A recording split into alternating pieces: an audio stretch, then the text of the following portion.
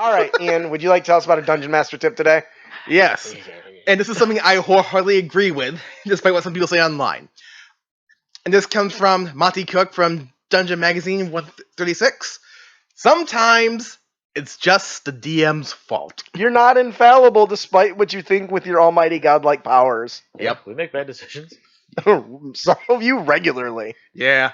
The truth of it is, sometimes, when something's going wrong in the game, it's the DM's fault. Yep. Some things that DMs do are just plain wrong. We all make mistakes, and we all have our shortcomings. If you're a DM and you don't think you have some failings, you might want to re-examine your style and your approach. Or just ask your players. Everyone has a few things that they can improve on. Yep. Or phobias that they could just get rid of. But sometimes, particularly for DMs that have been DMing for a long time, we grow blind to our own deficiencies. Yeah, I'm guilty of this. When I first started, I just thought I was the baddest thing to hit the other side of the screen, man. And I still feel that way, but I've learned a lot since then, so now I really believe it. And then I showed up. No. I hate you. What are some qualities you guys think you've had that you didn't know you had until a special event revealed it? Yep. Well, one thing I got called out for was like I was running a module one time that didn't really say what happens if a player fails, other than they die. It's like, but I don't want them to die. I'm like, close enough. Which I even found out someone they rolled their check. And so afterwards, don't ever say close enough. Right. What about you? There was a moment when I was doing the haunt, and it was the first time that this happened, and I should have caught it as the DM, but I didn't. Yep. That is spoiler alert, by the way. The haunt has been out forever. I think you're clear. Just in case, you never know. There's some of those people that are just too poor to do it. Yes. If you haven't got the haunt, you need to check it out. It's great. By 𝗿𝗂𝗶𝗁. The story says that the foyer that goes to the basement and the second level unlocks if they explore 5 or more rooms on the first level. I didn't know that, and I've run through that adventure a dozen times. It says that. But here's the issue: is that if you go to the basement and they fail the puzzle in the basement, they end up right out. They don't get to explore the second floor. That's the one. That's where they got the human like golem or something down there, right? All the little little feet and stuff you got put together. Mm-hmm. Well, the first time someone failed that is when I realized this, because I was like, okay, so I put them right here, and well, wait, what about the rest of the house? What about the evil doll? They don't get to experience that stuff. It's the best part. Yeah. And they went straight to the boss, and like, well, this was over like an hour and a half longer, or earlier before it was supposed to. I'll tell you one of my greatest weaknesses, and I'll never ever admit to it again. So here it is on the internet for the world to see. I was gonna say I don't have any. Watch. I don't have any. You bitch. No.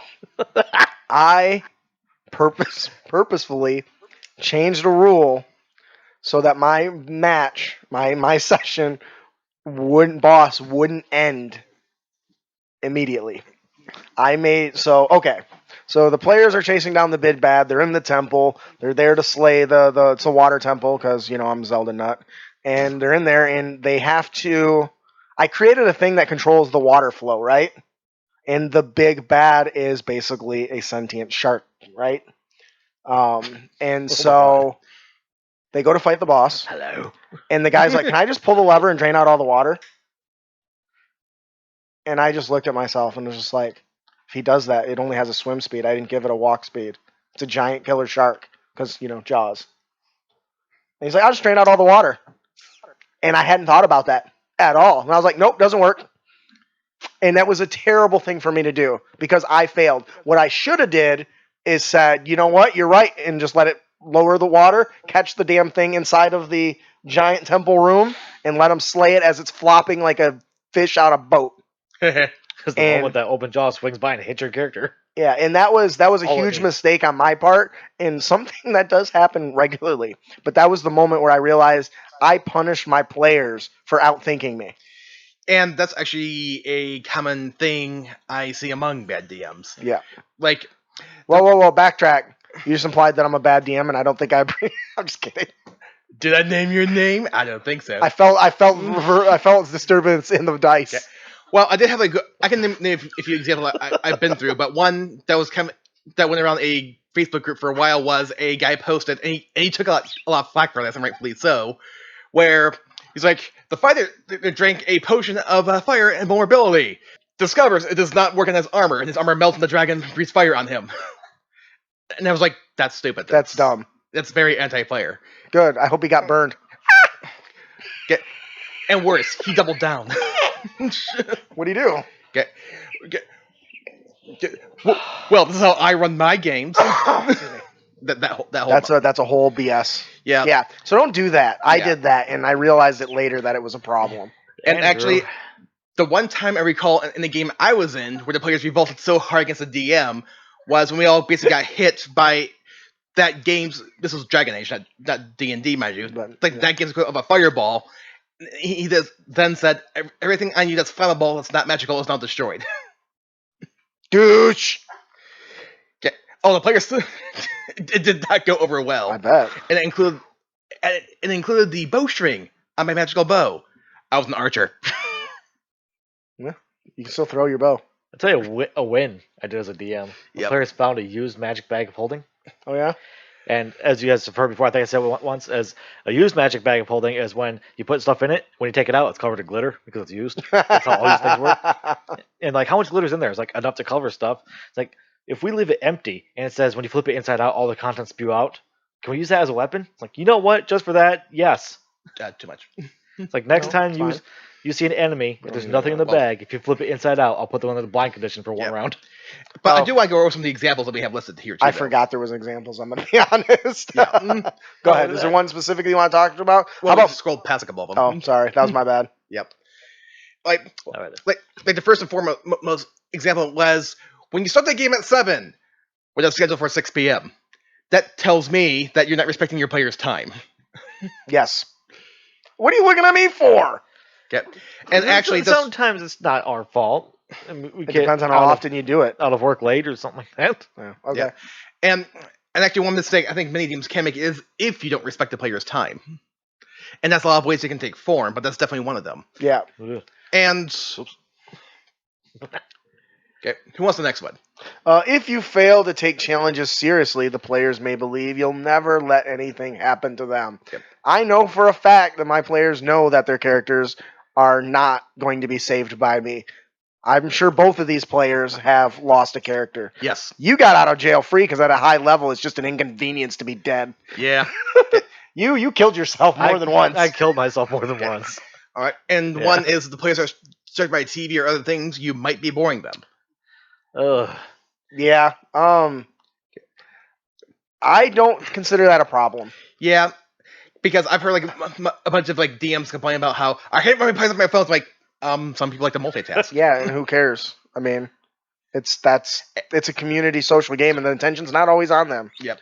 And sometimes I know I can get distracted easily, so I might focus on one other thing at the same time Yeah. to keep it focused. Let's talk about the minimum hygiene requirement, Brandon. Yeah. I'm not gonna lie about that. Well, first off, I'm not gonna drop that's just- names because my players know that I do this, so they might be watching now. One of y'all stink. One Shower. of you Put smell- on some deodorant. Smelled like ass when he came by at one point, and it was very distracting the whole game.